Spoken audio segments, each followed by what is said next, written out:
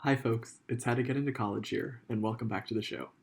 Today, we're talking about and analyzing a student who we'll call Finley, who was really successful in the college applications process. He got into Stanford, Yale, and Penn, amongst a whole host of other schools. But what was it that set him apart for all these highly competitive universities? Well, we'll find out. Oh my god! Wow! So first, diving a bit into Finley's profile. Right off the bat, he intended to major in a STEM program, most likely computer science, and was interested in working in computational biology down the line. He had a 3.9 unweighted and 4.5 weighted GPA at a highly competitive, large public magnet high school. And his GPA put him in the top 10% of students in his graduating class by GPA. He only took the SAT once and he got a 1550, and he submitted two SAT 2 scores. He got a 750 on Math 2 and a 750 on Bio E. He didn't take the ACT because he scored so well on his first try on the SAT, but like I've mentioned in a couple prior videos, I'd highly recommend taking both at least once if you're not satisfied with your first score to see if you naturally do better on the other exam. Finley also showed his commitment and excellence in STEM by taking 5 AP courses, all in STEM fields, where he got 5s on all the exams. The classes he took were Physics C, Bio, Chem, Computer Science, and Calc BC. So from the academic side, Finley definitely had the goods needed to get into these schools. Like I've said before though, these grades just get your foot in the door. It doesn't necessarily guarantee an acceptance. Even so, I will say that these stats are pretty much as good as it gets, even with the 3.9 unweighted GPA and the 750s on the SAT 2s. They're certainly high enough not to raise any flags for an admissions committee, and you can spend your time focusing on your extracurriculars or your essays to really stand out instead of trying to squeeze out that last 50 points on your SAT or another 0.02 of a point on your GPA or something like that. Now, looking at extracurriculars, Finley had a clear focus in computer science, his intended major, throughout the application. He'd completed a couple internships as a software engineering intern with some local businesses throughout high school and pursued a couple side projects that showed his passion for the field. I want to pause here for a second though and say really quick that doing internships in high school is a really great way to show that you're serious about the major or field of study that you intend to pursue in college. However, it can be tough to find an internship while you're still in high school. So I'd actually highly recommend reaching out to smaller companies who often have a little bit more flexibility about how many interns they take, who they take, when they take them, etc. And especially if you can showcase the value that you can provide the company. So with that in mind, consider including in your first email to the company something that you've noticed could be improved about their product or their website or their comms, and how you'd tackle that if you were able to intern for them. That way you show right off the bat how valuable you could be and make it super easy for them to say yes to you as an intern. In addition, internships are a great way to get a different type of recommendation on your college application. Admissions officers are bound to pause and linger a little bit longer on your app when they get a recommendation letter from a manager at a workplace that's related to your intended field of study, as opposed to the normal teacher and counselor recommendations. Now, that's not to say by any means that the normal teacher and counselor recommendations are bad. For example, that's all I applied with. But if you do get an internship, by all means use it as a way to stand out a little bit more from the thousands of other applications that an admissions committee is probably reading. Finally, to round out this section, Finley's remaining time went towards computer science-focused competitions. He'd received recognition from a couple of them at the national and international levels, which really cemented his passion and excellence in the field. And if you're interested in computer science in particular, I'd recommend checking out the USACO or IOI competitions, Microsoft's Imagine Cup, and the ACSL, which is the American Computer Science League, as a few opportunities for you to showcase your excellence too. Next up, the essays. In one of his submissions, Finley wrote about, of course, his passion for computer science, but also how he envisioned using those skills to serve his community in the future. The tie between his clear area of interest and his plans to make a positive impact on the world are always a great way to tie past, present, and future plans together.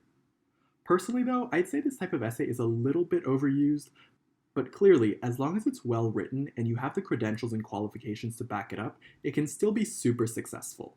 It probably just won't be the standout part of your application for an admissions committee.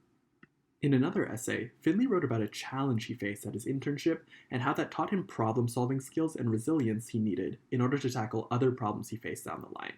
He also wrote a little bit about how he rallied the team together even as by far the youngest person in the office in order to solve the problem.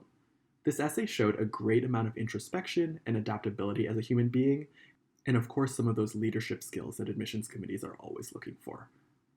An admissions officer definitely would be able to see, too, that Finley wouldn't crumble at the first challenge thrown at him in his new college setting, and that he could clearly take learnings from one part of his life and transfer them over to other spheres, making him a dynamic, valuable part of the college community in the future. Finally, Finley's teacher recommendations came from his computer science and English teachers. He of course knew his computer science teacher really well because he'd done well in the class, so the recommendation was quite strong, especially considering his ideal path in computational biology in the future.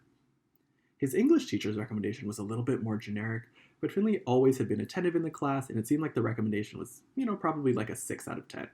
Good, for sure, but definitely not hitting it out of the park.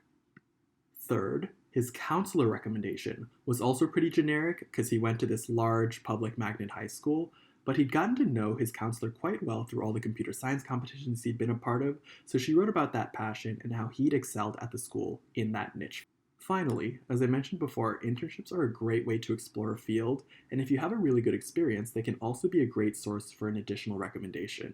So Finley did get an additional rec from his manager at his software engineering internship, who wrote about his growth as an employee during his time at the company. And I think this in particular was a crucial part in standing out from lots of the other intended CS majors at Stanford, just because it's such a popular major. Showing your prior experience and demonstrating that excellence in the space by getting and succeeding at his internship was likely something that the admissions officers saw in a really positive light. To round it all out, Finley was also Asian American, a first-gen college student, and considered himself to be upper middle class. Now, how can we explain the acceptances at Stanford, Yale, and Penn? I'd say this is actually a pretty cut and dry result. Finley showed up with the academics, extracurriculars, recommendations, and essays that were all solidly in the range for getting into schools like Stanford and Yale. They wouldn't have gotten him in on his own, but they definitely got his foot in the door. At that point, the really standout parts of his application that I think pushed him into the admit bucket were the clear passion and excellence in computer science, as we saw by his internship experience and the international level recognition in those computer science competitions. His hook as a first-generation college student may have helped out a little bit, but I also don't think this played a huge role in the admissions decision, maybe just a nudge over the fence if the admissions committee was wavering back and forth after reviewing all his materials. If I had looked at this application prior to the acceptances coming out, I probably would have given Finley a 50 or 60% chance of getting into Stanford in particular. Not guaranteed by any means, but much, much better than the normal 5% acceptance rate. I do also want to mention that Finley did not get into Columbia, Cornell, or Harvard. It's an interesting mix that we don't see very often, but just goes to show that it's exceedingly rare that someone gets acceptances or rejections across the board. The process does still include a bit of randomness, including what sort of class profile each school is hoping to put together for that year.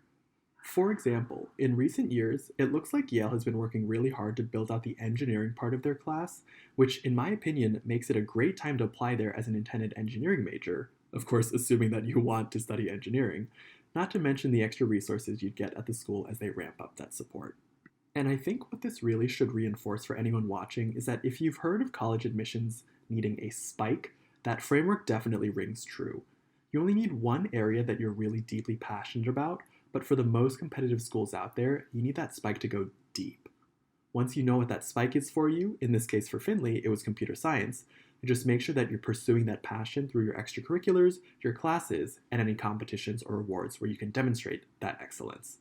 Of course, it'll likely also naturally come up in your essays, and that way you can show admissions committees that you're serious about your intended major, and you'll fill that niche really nicely in the incoming class of students.